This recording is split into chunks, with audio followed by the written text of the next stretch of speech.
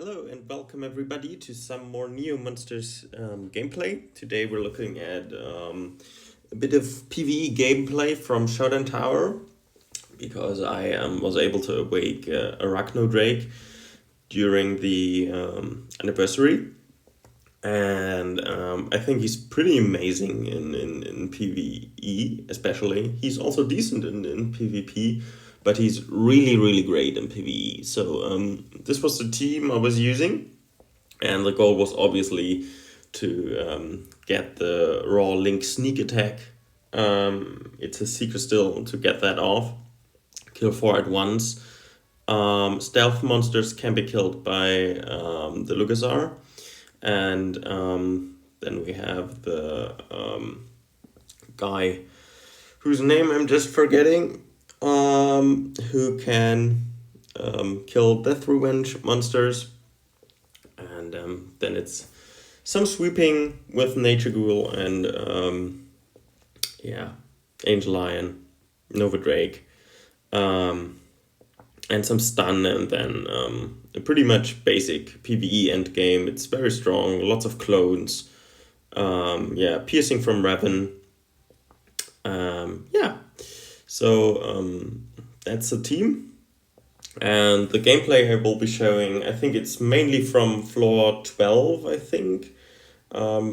Also the battle I won for the 100 win streak, that's also included. I think that's from floor number 4. Because my game crashed in the first run on floor 4. So I had to redo that. Aviaronics, that's the name of the payback killer bird. Yeah, now we're done.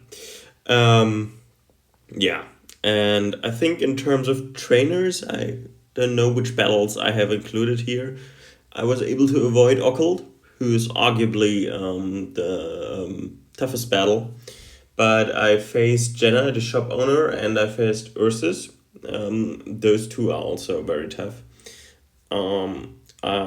But yeah, we will see. So this first battle here, it's more or less always the same strategy. I will kill the Habits Worm with Stealth Bane, then do Purifying Mist, and then do the sneak attack. And it's such an amazing advantage in non-trainer battles because it's 12 versus 12, and it's a guaranteed 4 monster kill with something around 70 speed, and it makes the whole event so much easier because you have those 4 monster lead right from the beginning, and knowing that in the back I have a lot of clones and stun, which will sooner or later give me an advantage. This start is pretty perfect, and just this piercing sneak attack that has focus and can be redirected. That's really amazing, and I'm a big fan of that mythic, I've got to say. Also, Nature Ghoul sweeping ability with that 42 TU fast strike and the Blood Fury. It's so strong. I think it easily killed the floor 12 buff here. I think it's something like 1.3 in non-trainer battles and 1.5 in trainer battles. But KD would know better. So KD, if you see this video and I'm talking bullshit, please correct me if I'm wrong. Yeah, so second battle, I think I start the recording a bit late, but it's basically the same procedure. Killing 4 at once right here in the beginning. Then I think it's bringing Nature Ghoul here. I know I have stun coming, but that fairy is always really annoying. Then the AI uses 101, which helps me actually in this particular situation. Also, I don't know who built this team, but a combination of 101 here, and then you have the lava entrance from Hellfox. I don't think it has very good synergy. So my main goal here is to get rid of the Poseidon so I can stun. Doesn't work, but at this point the battle is won basically. So it doesn't matter too much. I think I will use the Arachnodrake to kill the Mechaviathan and then use Mantiferno to kill Poseidon, and now I can stun. More stun with the Glorionyx, and it's one at that point. It's a very controlling team. It's a lot of fun to sweep with, and yeah, also that Mantiferno entrance, which is this accelerating entrance, really helps the low TU sweeping. So yeah, that's pretty good. Next battle, yeah, it's kind of a weird front line. Cool thing is that the high TU moves set up the Lucas are nicely. Now I can just use Purifying Mist and then the Kill All move. And yeah, it's weak to stun here, so I can, yeah,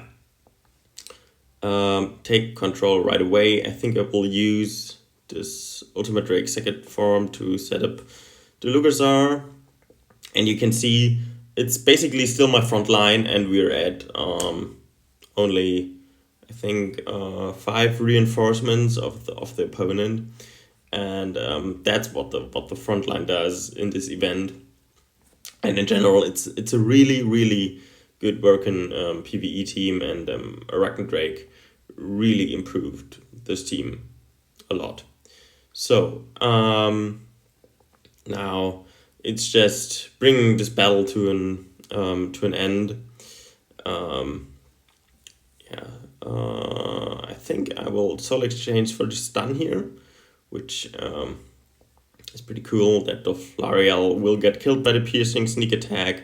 Yeah, so basically all the shielded stuff and stuff with hold ground and yeah, it really gets a lot easier using Arachnodrake.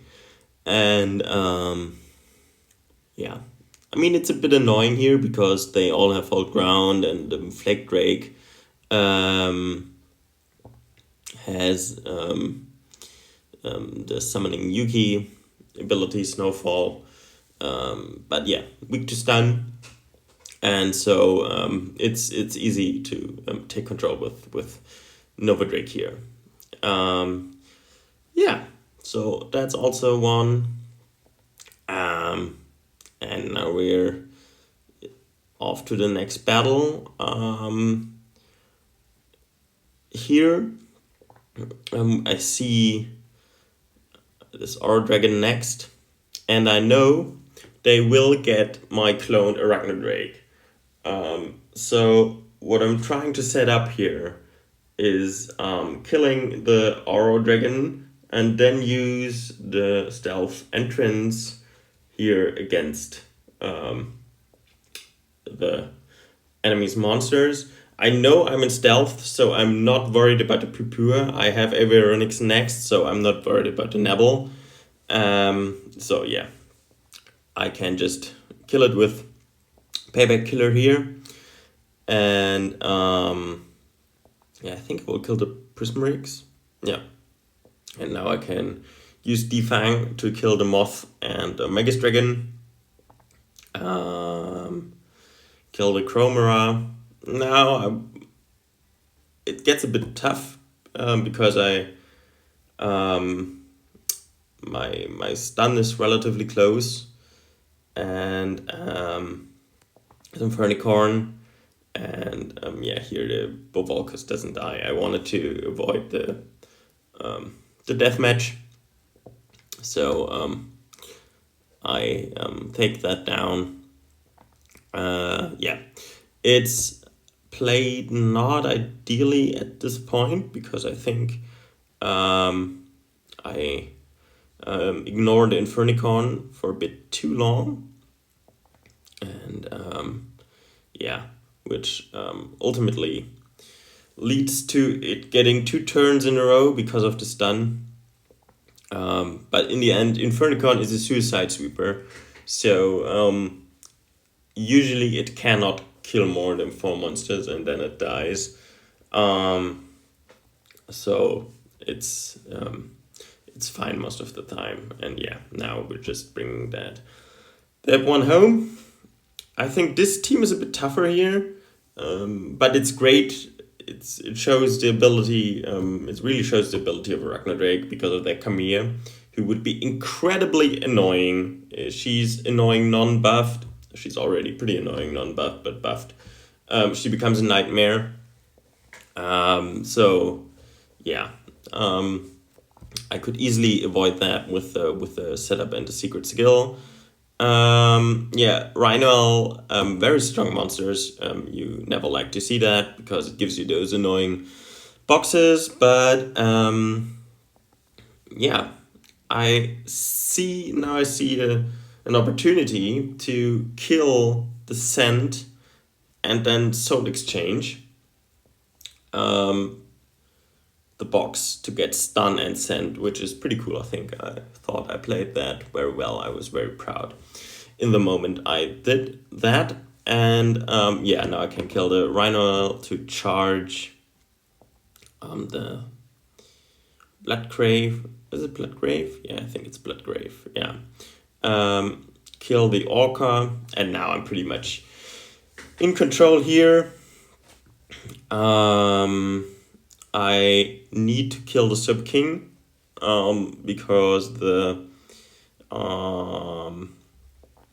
piercing move, because they are buffed, it already pierces 2 monsters after 1 kill.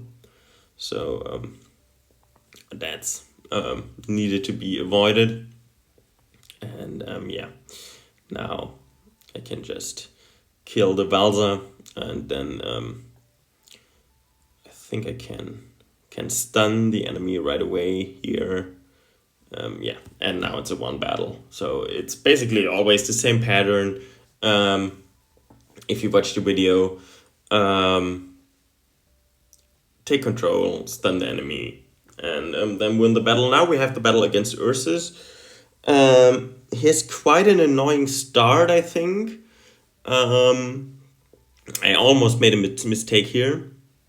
I should have simply done nothing or harmless attack, but I tried to kill the Scale, which wouldn't have ended too well because Bauble Basher could have used Retribution, so I should have just skipped. Yeah, at this point it's a bit annoying. I think I will kill the Bauble Basher here. I definitely need to get rid of the Flave Reborn. So I set that up. I bring Voodoo and Flare Reborn on low health, and now I can kill them with double Bloodthirst. Yeah. What's interesting now is that the AI will now try to take down Dracorosa. It's something the AI loves to do. It's another reason why I keep Dracorosa in that team. Because for some reason, it's a priority target for the AI. And it really, really loves to take Dracorosa down. So you can keep it in there as perfect bait, and I can heal it up, and yeah, this really helped. So at this point, I can see that I'm getting close to taking full control of the battle. Once Nature Ghoul is set up, it's basically a 1 battle because his sweeping after 1 kill is so good. And yeah, the Igni will die at some point as Terios is on high TU. Millicem is annoying, so it needs to die. The Lugas are buffed, you never want to face that. so has to die too. And yeah, from here on, Ursus really cannot do much. Now the Nova Drake is charged too. Yeah, I think I will kill those off now. It kills its own monster, which was a bit hilarious. But yeah, it's just killing the rest of his team here. Avoid the Twiggle because it has the stun revenge. But yeah, it's pretty much just finishing off his last monsters. And I think there's one more battle after that, which is the battle that gave me the win streak, which was on floor 4. But I just accelerated this one to, I think, 1.75 speed because it's a floor 4 battle, and it's over really quick. I just included it because it was the win streak battle, and I wanted to have that in the video. Yeah. So I hope you liked the video. I hope when you get the chance, you want to try Arachnodrake out. He's really amazing. I had lots and lots of fun with him in this event, and I think he will be a regular part of my PvE teams and front lines in events like that, especially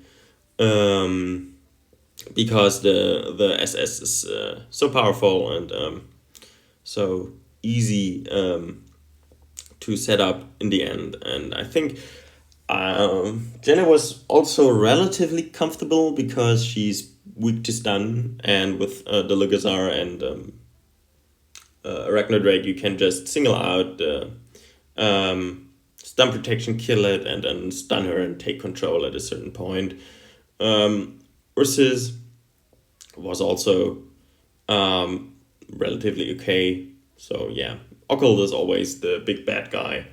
But I was able to avoid him, and yeah, I think I never was really in trouble with that team. So yeah, hope you enjoyed it, and see you next time. Cheers.